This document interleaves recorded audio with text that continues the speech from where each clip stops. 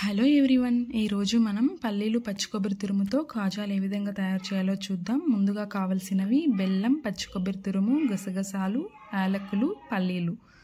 So పల్లీలు ముందుగా మనం మిక్సీ పట్టుకొని ఆ తర్వాత సమానంగా బెల్లం కూడా తీసుకొని దాన్ని కూడా మిక్సీ వేసుకోవాలి.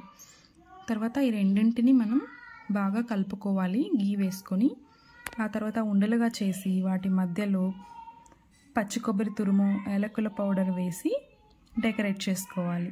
అంతేనండి, చాలా సింపుల్గా అయిపోయింది పల్లి పచ్చి కొబ్బరి తురుము కాజాలు. సో మీ ఇంట్లో కూడా చిన్నపిల్లలు ఉంటే తప్పకుండా ట్రై చేయండి. హెల్త్కి కూడా చాలా మంచిది, టేస్టీగా కూడా ఉంటుంది. ఈ కాలం పిల్లలు బయట ఫుడ్ని ఎక్కువ ఇష్టపడతారు, ఇంట్లో ఫుడ్ అస్సలు తినట్లేదు.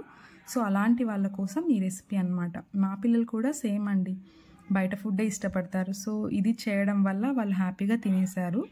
లాస్ట్లో మనం గసగసాలు వేసుకోవాలి.